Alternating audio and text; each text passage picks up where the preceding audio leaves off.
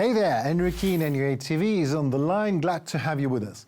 This time we'll talk about another, unfortunately I guess, neighbor of Russia on the Baltic Sea, Estonia. The country is regularly and openly, brutally attacked by Russia and is discredited. Russia points the barrel of Russian media gun at it, and so Estonia is preparing for a war. Fearing Russian invasion, Estonia's civilians heed their country's call to arms. Estonian Prime Minister, it's a question of when they will start the next war. Putin's Estonia provocation rings alarm bells in the Baltics. Estonia's foreign minister says the Baltics have 3 to 4 years to prepare for Russian test of NATO.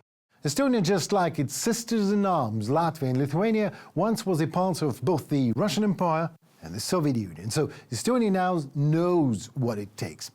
Estonia knows that this historical fact is enough for the Kremlin to believe that all Baltic states is still Russian land. Screw logic, say they in Kremlin. The Kremlin operates with higher substances, like wounded imperial ego, for example. So Kremlin literally hurts, for Putin literally hurts, to see Baltic states breaking the master and slave paradigm and choosing their own destiny for more than 30 years by now. So in Estonia, just like it is the case with Latvia and Lithuania, the Kremlin is constantly escalating the situation with its perverted but always one and the same, yet quite convenient for the Kremlin, type of bullshit: the infringement of the Russian language and Russians in Estonia. Estonia, just like other Baltic states, does not possess a large army, by the way. Tallinn's advantage is that, unlike many post-Soviet countries, over the past 30 years, Estonia have never stopped military conscription. And although the, at moment, count of the Estonian armed forces is less than 8,000, the reserve, in case of mobilization, is 280,000 soldiers and officers can be called up swiftly. Of these, almost 40,000 immediately. Now, military equipment. Estonia has 44 ATVs, 136 APCs, 24 Korean K9 self-propelled artillery howitzers. Potential attacks from the sea will be repelled by 3 mine hunters and 4 auxiliary vessels. In the event of a Russian attack on Estonia, the aggressor will most probably march in 2 directions, the southeast and east. The first is rather auxiliary, since the air assault division located in Pskov will most likely be deployed to counter Estonia's close ally, my native Latvia. But some forces might still be sent towards Tartu. From the eastern direction, a group of troops in St. Petersburg will be most likely deployed and will march directly onto the capital, Tallinn.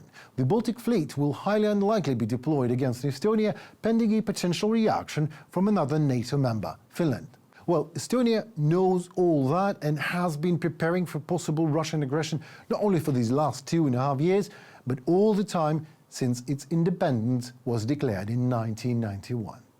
And the Estonian military knows the ways and is confident that they will be able to hold back the possible Russian offensive.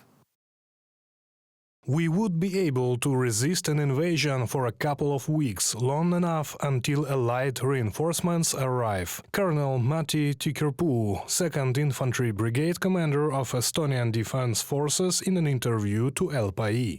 The defense plan is based not so much on Estonian military equipment, but on the direct assault on Russian armored columns, which the Russians love to use. And to counter that from Russia with love invasion, Estonia has prepared an impressive quantity: 12,000 anti-tank weaponry in service and ready.